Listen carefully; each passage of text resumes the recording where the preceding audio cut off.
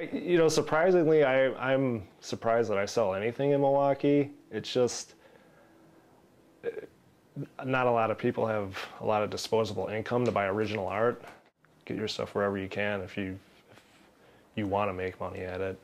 If you think making money is going to compromise what you would normally do, then I would say don't go after making money. Because when you do it for money, I think the voice of the patron comes through your work more so than your own. So doing like the billboards and the mascots and stuff, I think that's where they get to brand your talent with their ideals and images. But at the same time, it would be nice if this stuff started selling for, you know, thousands of dollars. Although a few have. I really can't do anything unless I feel strongly about it.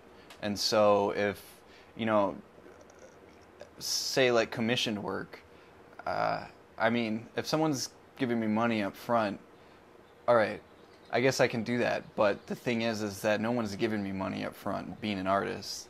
So for me to have to assume the position as a professional, or just, I don't know, it sort of goes against the grain with me. I mean, I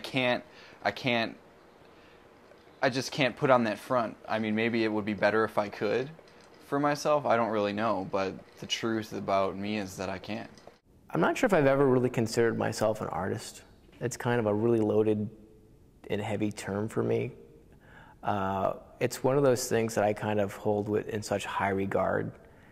I think that an artist is someone who really starts to influence art and the history of art.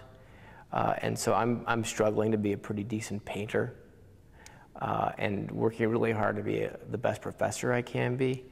And hopefully one day I'll be elevated to the status of artist, but I would hope that I'm not the person who dubs myself that.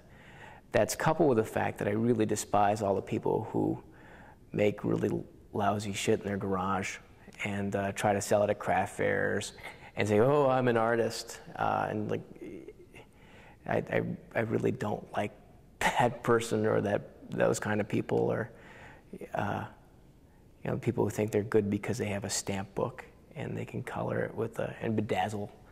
Well, I guess if you get paid for what you're doing, that's being a professional. So early on, I knew I could make money. I was doing signs, lettering, and selling pencil drawings and stuff. So pretty much high school, or junior high. Really? Yeah. You know, a professional accountant doesn't wait tables. Sleep deprivation will make you $1 million. To quote the vultures. No, it's a lot of hard work. It's really frustrating. Take your fellow artist critiques seriously. Don't go crying home to mom if somebody says, you know, change this up, make this look different. Chances are they're saying it to help you out. And don't expect to be the next Andy Warhol, because that's not going to happen. But if you're really into it, just keep doing it. And the more you do it, the better you'll get. My wife Bridget will remind me of a certain phrase, which was an interview with Chuck Close, where he stated that inspiration was for amateurs. The rest of us just get to work. It's really pretty fun and enjoying it. It's kind of it's like being a little kid just playing in the sandbox every day here. Just, I mean, be prepared to work. I mean, it's a lot of work, and it's, you know, a lot of, you know, there can be a lot of opportunities, but there's a lot of dead ends, and you just have to not get frustrated, and just, you know, if you really want it, you just got to keep at it. Yeah, be patient. Yeah. Yeah. You can do what you want, but you got to be patient. You got to find your audience. It's a countercultural profession, and that comes with some byproducts. And, you know, so yeah, I can, you know, thank everybody. By byproducts, what do you mean by byproducts? Starvation.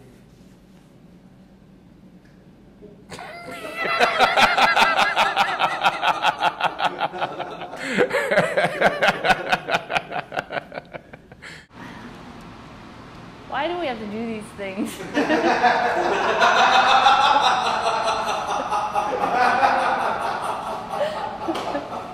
Just anyone really care?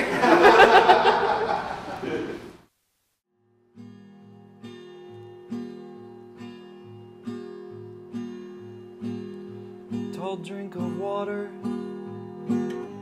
a shot of love, a fifth of kindness, a hug in your mug.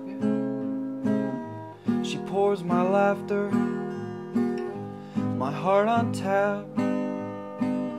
She comps my smiles, I tip my hat. Last call for living, last call for tears.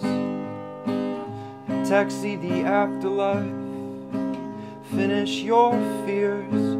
She keeps my heart in a jelly jar, swaps my blood with alcohol.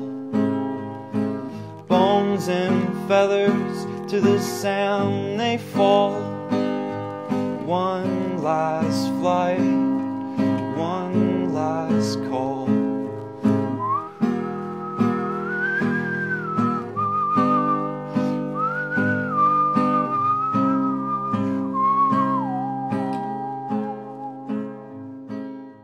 I want to go home.